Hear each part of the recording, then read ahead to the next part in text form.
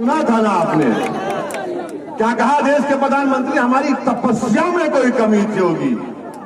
हाय मोदी जी, क्या एक्टिंग करते हैं आप। तपस्या में कमी थी, 750 किसान मर गए, अपनी जान दे दिए। तपस्या तो वो कर रहे थे 1 साल से जो अपना मैदान नहीं छोड़े, अपनी जमीन को नहीं छोड़ रहे थे, जांच कर रहे थे। हमारा उत्तर प्रदेश में पहला काम और मिशन ये है कि बीजेपी की सरकार दोबारा उत्तर प्रदेश में ना बने और बाबा मुख्यमंत्री ना बने, बल्कि बाबा गोरखपुर में जाकर मठ में बैठ जाए।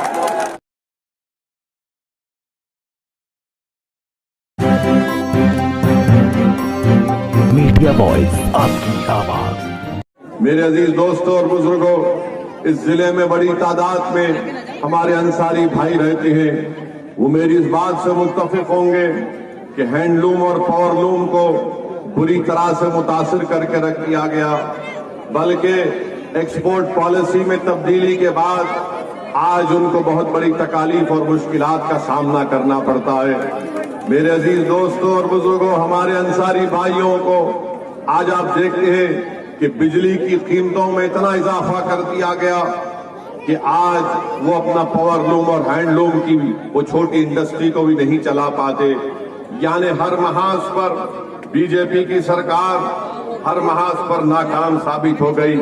और हद तो ये हो गई कि अगर हमारा कोई नौजवान बच्चा बैरूनी मुल्क जाना चाहता है काम करने के लिए और अगर पासपोर्ट बनाता है तो पासपोर्ट के लिए बगैर 1000 या 2000 रुपये रिश्वत दीजिए तभी उसका पासपोर्ट बनता है, उसका क्लियरेंस किया जाता है। और मोदी जी दिल्ली में बैठकर बोलते ना खाऊंगा ना खाने दूंगा, मगर यूपी की पुलिस को खाने दूंगा। यानी पासपोर्ट बनने के लिए 1000 से 2000 रुपए की रिश्वत देनी पड़ती है। प्रधानमंत्री आवास योजना जो ग्रामीण में आप बेहतर जानते हैं कि जब तक 20 से 30 हजार का कमीशन नहीं दिया, प्रधानमंत्री ग्रामीण में भी घर नहीं मिलता किसी को। मेरे अजीज दोस्तों और बुजुर्गों, एक लंबी फेहरिस्त है कि यहां पर जो काम नहीं किए गए। यहां पर मजलिस के उम्मीदवार को जिला परिषद के इलेक्शन में कामयाबी भी मिली थी, मगर प्रशासन ने और हुकूमत ने हारने वाले को सर्टिफिकेट दे दिया जिसका ताल्लुक समाजवादी से था। इंशाअल्लाह ताला तुमने सर्टिफिकेट तो ले लिया, मगर इस विधानसभा में मजलिस कामयाब होगी और यहां से बीजेपी और तुमको हराएगी इंशाअल्लाह ताला।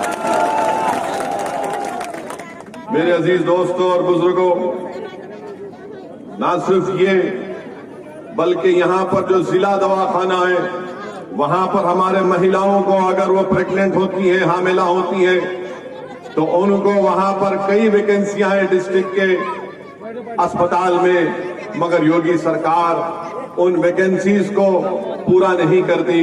और अगर कभी रात में खुदा ना खास्ता हमारी किसी बहन को अस्पताल जाने की जरूरत पड़ती तो गवर्नमेंट के उस अस्पताल में कुछ नहीं होता, प्राइवेट अस्पताल में जाकर उनका इलाज कराना पड़ता। मेरे अजीज दोस्तों और बुजुर्गों, मेरी इज्जतदार माँ और बहनों, मैं आपको ये भी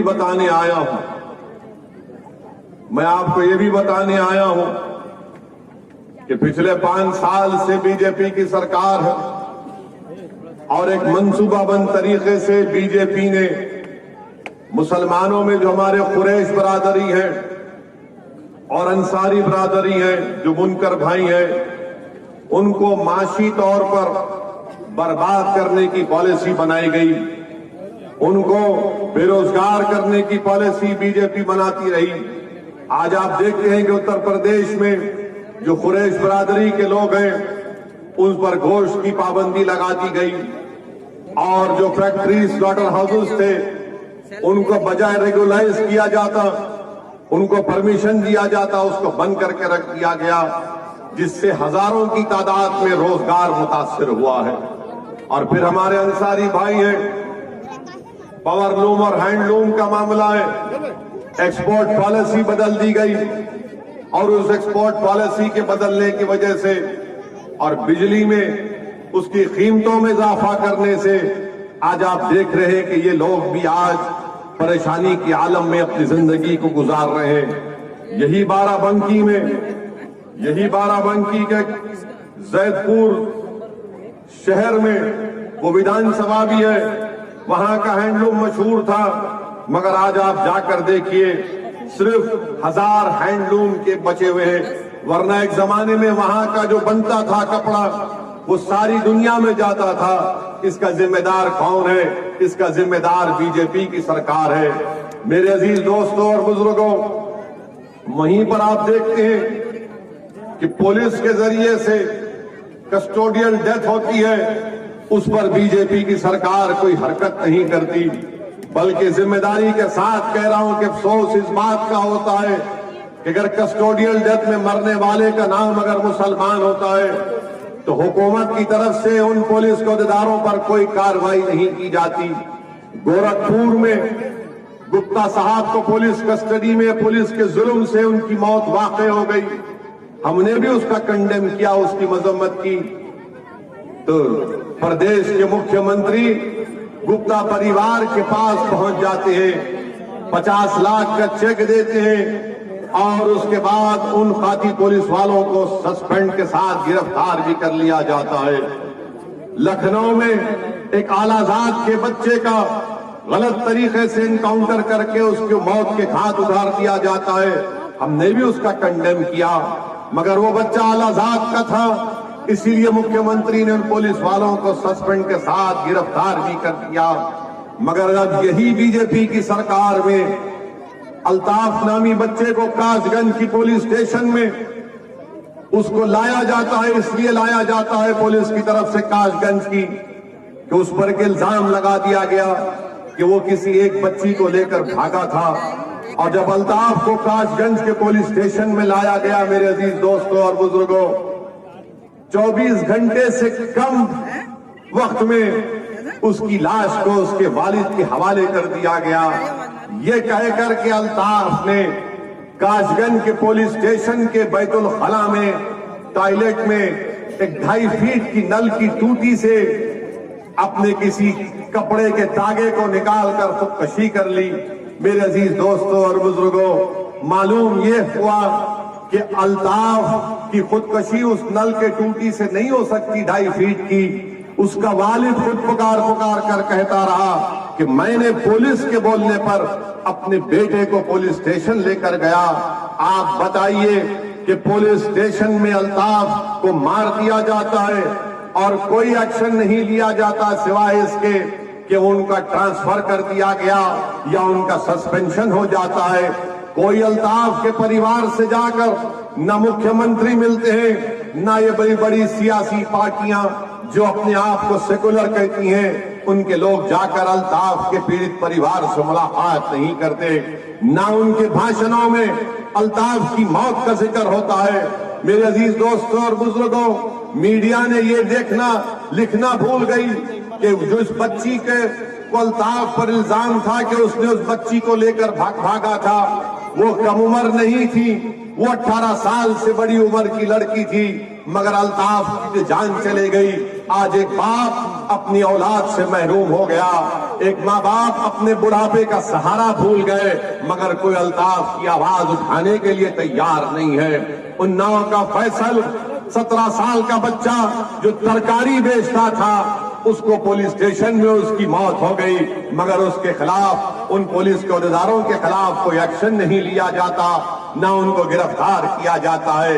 आखिर क्या बात है कि अगर मरने वाले का नाम मुसलमान है तो कोई सियासी जमात बशमूल बीजेपी और दीगर सियासी जमातें उस पर रिएक्ट नहीं करती? आखिर ये कौन सी सियासत है कि इंसान तो इंसान है, मरने वाला जान चले जाती है, मगर मौत भी जब होती है तो देखा जाता है कि उसका ताल्लुक किस समाज से है, किस मजहब से है, और उसी के मुताबिक वो तमाम पार्टियां अपनी बात करती हैं। मेरे अजीज दोस्तों और बुजुर्गों, ये नाइंसाफी का सिलसिला है, ये जुल्म है, और इस जुल्म का खात्मा आप उसी वक्त कर पाएंगे जब आप अपनी एक सियासी क़यादत को मजबूत करेंगे, अपनी पॉलिटिकल लीडरशिप को मजबूत करेंगे। याद रखो उत्तर प्रदेश के मेरे मुसलमानों, अगर तुम इस जुल्म का खात्मा करना चाहते हो तो सियासी ताकत बनो। मेरे पास कोई जादू की छड़ी नहीं है, मगर मैं तुमसे जो कुछ कह रहा हूं पूरे इखलास के साथ आपके सामने ये कह रहा हूं कि उत्तर प्रदेश हो या भारत हो, यहां पर हमको अगर अपने मसाइल को हल करना है, जमहूरियत और भारत का संविधान आपको इस बात की इजाजत देता है कि आप अपने वोट से अपने कैंडिडेट को कामयाब करें। उत्तर प्रदेश के मुसलमानों, क्या तुमने नहीं देखा कि कैसे समाजवादी ने यादवों को मुत्तहिद किया और समाजवादी पार्टी के बाप और बेटे मुख्यमंत्री बन गए? उत्तर प्रदेश के मुसलमानों, क्या आपने नहीं देखा कि कैसे काशीराम ने अपनी जिंदगी को अपने दलित समाज को उठाने के लिए लगा दी? आज उस समाज का एक नहीं कई मर्तबा बहन जी उसके मुख्यमंत्री बन गई उत्तर प्रदेश की। उत्तर प्रदेश के मुसलमानों, क्या तुम नहीं देख रहे हो कि उत्तर प्रदेश में ठाकुरों की एक सियासी ताकत है? उत्तर प्रदेश के मुसलमानों, क्या तुम ये नहीं देख रहे हो कि ब्राह्मण समाज की एक सियासी ताकत और अहमियत है? उत्तर प्रदेश के मुसलमानों, क्या तुम नहीं देख रहे हो कि राजभर और बनियों की एक सियासी ताकत है? उत्तर प्रदेश के मुसलमानों, बताओ क्या कुर्मियों की ताकत नहीं है? ये बाराबंकी का जिला है, यहाँ पर समाजवादी के एक बहुत बड़े बेनी प्रसाद वर्मा लीडर होते थे। क्या बेनी प्रसाद वर्मा ने अपनी जिंदगी नहीं लगा दी यहाँ पर कुर्मी समाज को उठाने की और उनकी सियासी ताकत दिखाने के लिए? बताओ उत्तर प्रदेश के मुसलमानों, तुम 19% हो और उसके बावजूद भी ना तुम्हारी वोट की अहमियत, ना तुम्हारी जान की कीमत, ना तुम्हारे मसाइल का हल, ना नौजवानों के लिए रोजगार का कोई मसला। पुलिस का जुल्म होता है तो कोई आवाज नहीं उठाता। उत्तर प्रदेश के मुसलमानों, अगर ये तमाम मसाइल की आपको शिकायत है तो मेरी आपसे गुजारिश है कि मर्ज का इलाज हमारे पास है। ये मर्ज का इलाज हमारे पास है और उस मर्ज का इलाज ना समाजवादी पार्टी के पास है, ना कांग्रेस के पास है। इस मर्ज का इलाज, ये मर्ज याद रखो, ये मर्ज बहुत बढ़ चुका है, ये मर्ज, ये डिजीज बहुत बढ़ चुकी है। अब इस मर्ज का इलाज करना है। इलाज आप कैसे करेंगे? जज्बाती तकारीर से नहीं, नारों से नहीं, थाली मार कर नहीं, बल्कि अपनी पार्टी के उम्मीदवारों के हक में वोट देकर, उनको विधायक बनाकर, उनको असेंबली में भिजाकर, उनको सांसद बनाकर, पार्लियामेंट में भिजाकर, इस मर्ज का इलाज सिर्फ यही है कि मुत्तहिद हो जाइए, अपने वोट से अपने पार्टी को और अपने कैंडिडेट्स को कामयाब करिए। बेनी प्रसाद वर्मा ने जिंदगी लगा दी अपने कुर्मी समाज को उठाने के लिए। आज उत्तर प्रदेश में कुर्मी समाज को इज्जत की निगाहों से देखा जाता है। बताओ उत्तर प्रदेश के मुसलमानों, तुम्हारी जान की कीमत नहीं, तुम्हारी वोट की अहमियत नहीं, तुम्हारे कोई मसाइल पर नहीं किया जाता। और जब कभी चुनाव आते, अब आ रहा है विधानसभा का चुनाव, तो ये हमारे कौम में जो दल्लाल हैं, जिनको आप दल्ले कहते हैं, ये तमाम के तमाम दल्ले आएंगे और उत्तर प्रदेश के मुसलमानों से कहेंगे ये हमारी जिंदगी और मौत का इलेक्शन है। कहेंगे, कहते हैं ना कि हमारी जिंदगी मौत का इलेक्शन है। मुसलमानों, क्या 2014 का इलेक्शन जिंदगी मौत का नहीं था? क्या 2007 का विधानसभा का चुनाव जिंदगी मौत का नहीं था? क्या 2002 का विधानसभा का चुनाव जिंदगी मौत का नहीं था? क्या 2017 का चुनाव जिंदगी मौत का नहीं था? क्या 2019 का चुनाव जिंदगी मौत का नहीं था? याद रखो उत्तर प्रदेश के मुसलमानों, मेरी बात तुमको कड़वी लगती होगी, मगर सच्चाई को बयान कर रहा हूं इसलिए कड़वी लगती होगी। सच्चाई यह है कि कुर्मी समाज से कोई जाकर नहीं कहता कि अगर तुम कुर्मी कैंडिडेट को वोट नहीं दोगे तो जिंदगी और मौत का मामला हो जाएगा। कोई यादवों को जाकर नहीं कहता कि अगर तुम यादव को वोट नहीं दोगे तो जिंदगी और मौत की बात हो जाएगी। कोई ब्राह्मण समाज के लोगों को जाकर नहीं कहता कि वोट नहीं दोगे तो जिंदगी और मौत की बात हो जाएगी। कोई ठाकुरों से जाकर नहीं कहता कि अगर ठाकुर को वोट नहीं दोगे तो जिंदगी और मौत की बात हो जाएगी। कोई राजभरों से जाकर नहीं कहता। आखिर उत्तर प्रदेश में 19% मुसलमानों को क्यों डराया जाता है मौत से? क्यों डराया जाता है कि चुनाव आ गए, जिंदगी और मौत का मबात हो गई। असदुद्दीन ओवैसी आता उत्तर प्रदेश को, मैं यहां पर अपनी मकबूलियत के लिए नहीं आया हूं, मैं यहां पर अपनी अना की तस्कीन के लिए नहीं आया हूं, मैं यहां पर अगर आया हूं तो इन जालिमों के जुल्म को देख कर आया, वरना मैं नहीं आता हैदराबाद से, मैं नहीं आता हैदराबाद से। और आपसे वादा कर रहा हूं कि अल्लाह सुब्हाना व तआला जब तक मुझे जिंदा रखेगा, मैं उत्तर प्रदेश में आता रहूंगा, चुनाव लड़ता रहूंगा और आपकी आवाज को, आपके मसाइल को उठाता रहूंगा। अब चुनाव आ रहे तो ये दल्ले पुकार रहे जो कभी दिल्ली में, तो कभी लखनऊ में, तो कभी पूर्वांचल में, तो कभी वेस्टर्न यूपी में बैठकर आकर कहते हैं, कानों में जिस तरह शैतान कहता है, खुशबुश जैसे शैतान करता है। कहेंगे नौजवानों से कि तुम नौजवान हो, जिंदगी मौत का फैसला है। बुजुर्गों से कहेंगे जिंदगी मौत की बात है। अरे आखिर कब तक तुम हमको इसी तरह डराते डराते हमारी जिंदगी को बर्बाद कर दिए, हमारे वोट तो हासिल कर लिए, ना हमको तुम चैन से जीने दे रहे, ना हमारी मौत में भी इज्जत है। अगर हमारी मौत में इज्जत होती तो हमारा बच्चा बैतुल खला में नहीं मरता। अगर नौजवानों की जिंदगी की अहमियत होती तो अल्ताफ बैतुल खला में नहीं मरता। अगर मुसलमान की इज्जत होती, अगर मुसलमान की इज्जत होती तो मौत में भी इज्जत होती, वरना वो फैजान को पुलिस स्टेशन में मार दिया गया। मेरे भाई बताओ, तुम कब बेदार हो गए?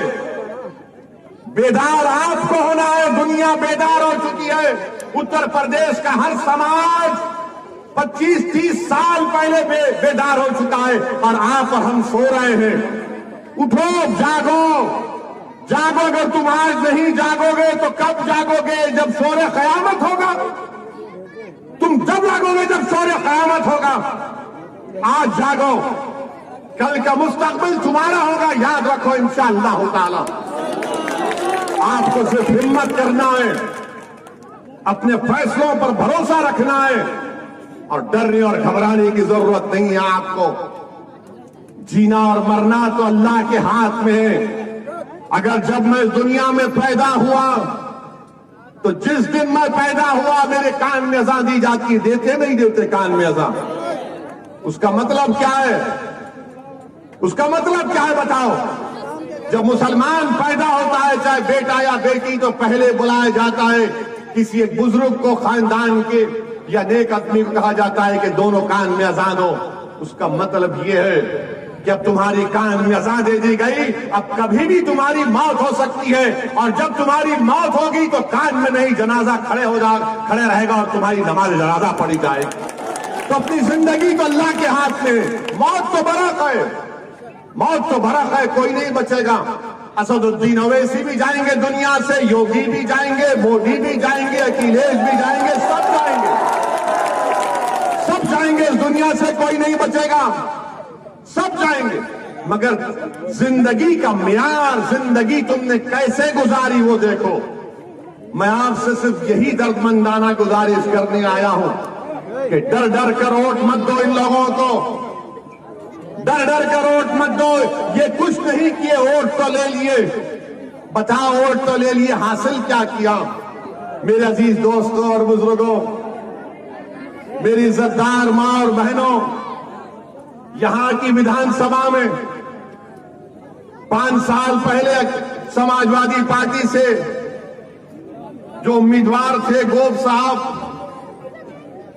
क्या आपने यहां पर जो बीजेपी का विधायक है उसको वोट दिया, समाजवादी के कैंडिडेट को वोट दिया? बताओ, समाजवादी को शर्माओ में, समाजवादी को दिया ना आपने, दिया ना आपने।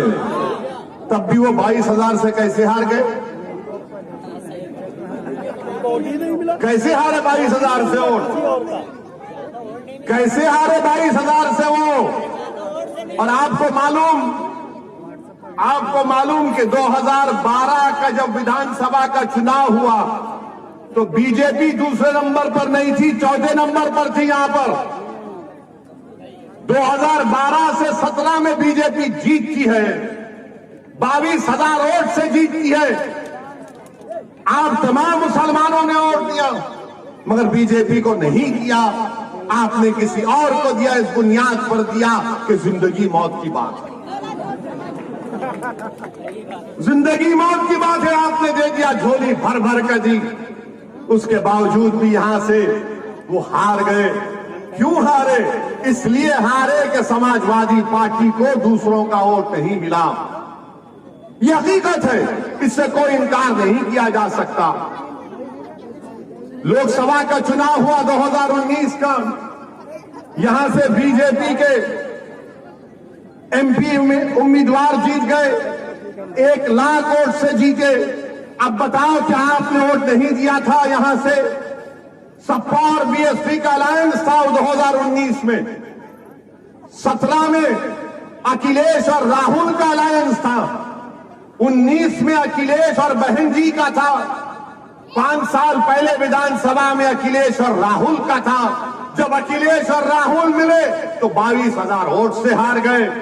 जब अखिलेश और बहन जी मिले तो यहां से बीजेपी का कैंडिडेट 1 लाख वोट से लोकसभा की सीट पर जीत गया। किसके वोट नहीं मिल रहे इन लोगों को?